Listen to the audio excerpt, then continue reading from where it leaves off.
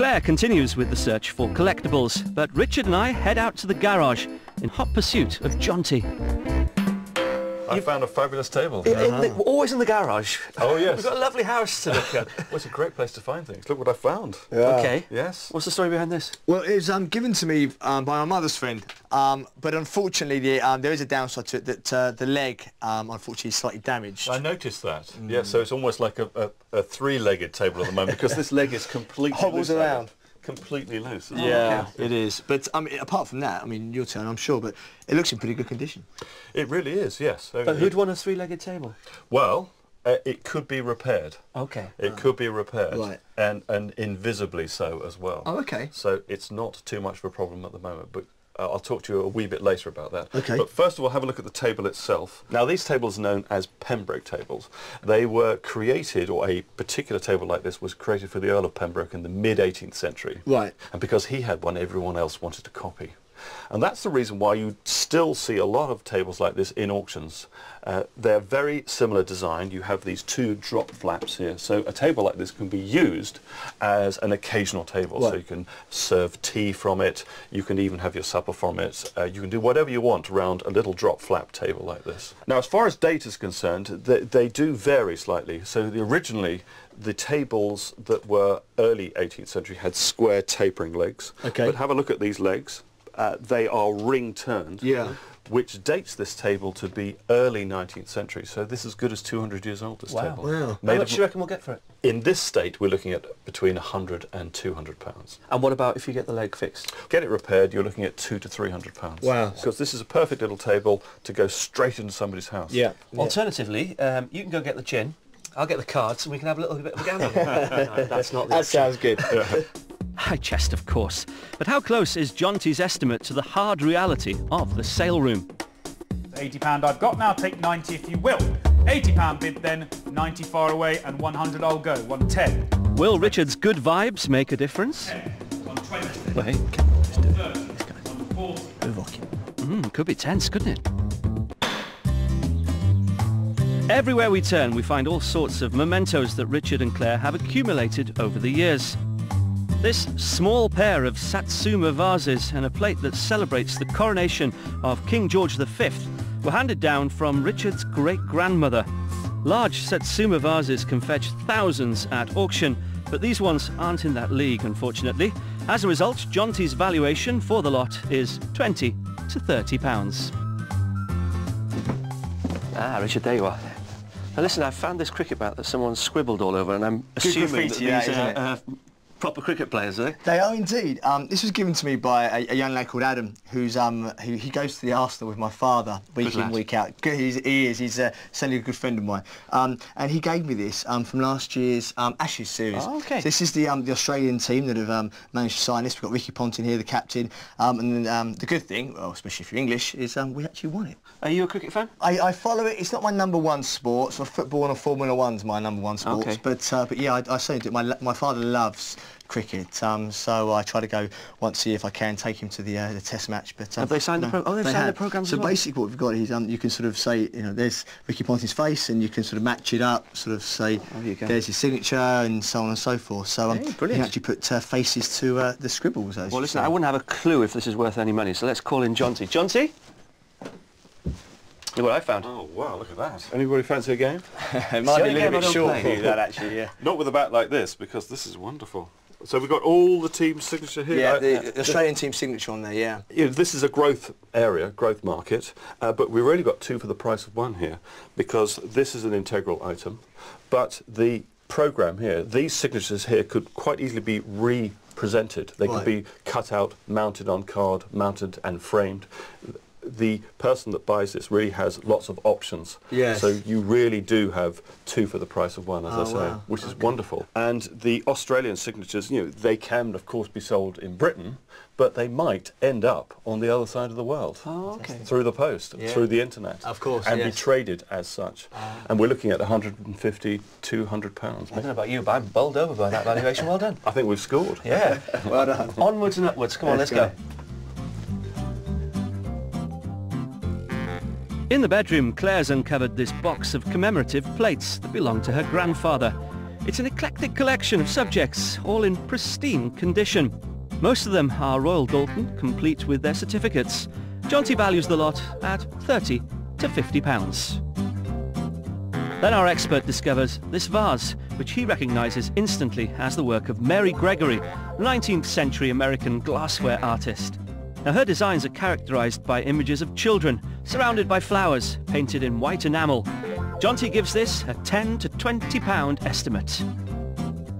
This must be a bit of a novelty for you. Sit down with a cup of tea. Absolutely, yeah. My life is sort of one of those crazy sort of 100-mile-an-hour lives, but I wouldn't want it any other way. Is this the life you dreamed of when you were in that hot kitchen as an 18-year-old?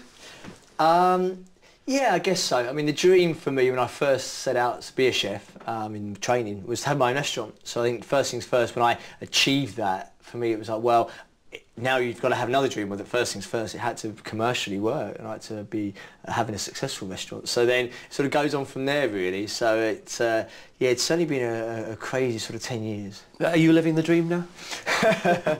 Yeah, no, I am. It's great. I mean, with 3 very successful restaurants in Kent and 1 in Chester.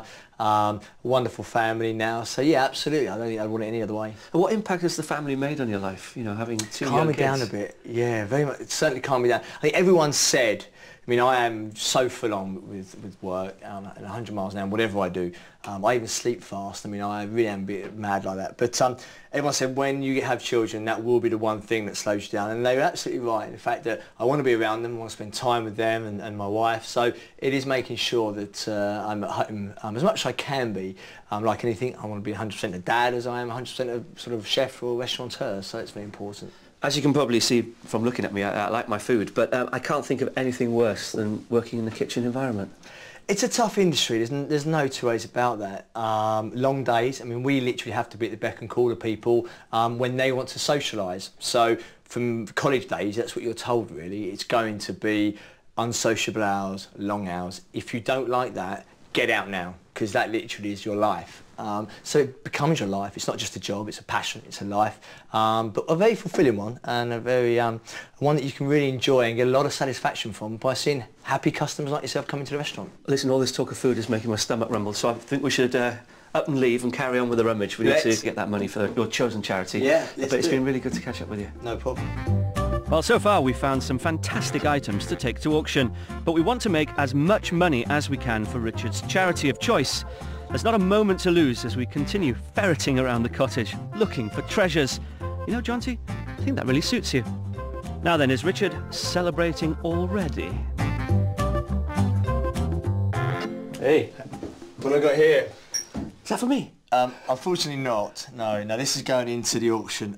This is a bottle of wine which I purchased in 2001 when I opened my first restaurant, and I thought I'll put that down, let it rest somewhat, and when it's 10 years old, if I get there, it's a huge triumph, and I'd open it then. So it's 10 years old next year, so I'm giving it up a year early without even drinking. Are you sure? Absolutely, yeah. As long as it, let's hope it makes some money. That's going to be a serious wine, isn't it? It's an amazing wine. It's a Chateau Haut-Brion 1985, so I think arguably one of probably the second best vintage they've ever had. I'm not sure how much it'll raise in auction. Let's get Jonty in. Jonty, got some wine here. Quickly spur him up a little bit. Look at that. Oh, look. Did you see how quickly I came in? Usain Bolt. Wasn't the mention of wine. Check this out. Oh my word, isn't that fantastic? We're looking at the best of the best here. Haut-Brion is a first growth wine. Claire looks a bit upset that he's giving it to charity. I know, and I was hoping to have it with fish and chips tonight. Oh, you eat well at home. I know. Fish and chips and Chateau Haut-Brion, I know how to treat a lady. That's wonderful. Wines like this were graded first in 1855, and they were graded from first growth to fifth growth.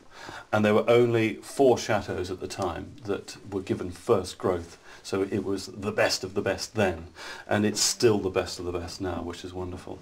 So go on, how much did you spend on it 9 years ago? Somewhere in the region, probably about £75, £80 for the bottle, if my memory serves me correctly. Bought a couple, put them into the restaurant, and then they've just gone up in value now. It's very difficult to get hold of it now. So it would a few hundred. You'd probably sell it for in a restaurant. Yeah. Good few hundred. Just for this one bottle, hopefully at auction, we should be getting roughly between 100 and 150 quid. Fantastic. That's excellent. Yeah, that's and what's interesting is we generally have to buy a case, so this maybe gives somebody the opportunity to be able to buy one bottle of decent wine for a special occasion, maybe.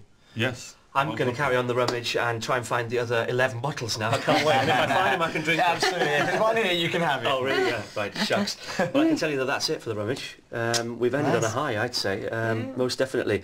We're taking Jonty's lowest estimate on all the items that we found under your bed and in the cupboards, what have you. And we're hoping to raise somewhere in the region of £530. Fantastic. Oh, wow, Brilliant. that's really good, yeah. Really good. Oh, let's Like I hope say, so. hoping, Fingers yes. crossed. Yeah, hope so, Pressure's on yeah. you. Yeah. I was going to say we'll drink to that, but we won't just yet. No. No. Maybe something a bit cheaper. Yes. Will you stop rubbing it in? I'm dying to get that cork open. Oh, Next time we'll see you at auction. Absolutely. And yeah. thanks for your company today. It's been fantastic. Thank you very much Really for enjoyed it. coming. Thank you. All we have to do now is cross our fingers and hope that everything we found is to the bidder's tastes. On the menu we have the Savoy Cookbook and Decanter, priced at £30 to £50. I'm sure they'll be welcome in any reputable kitchen.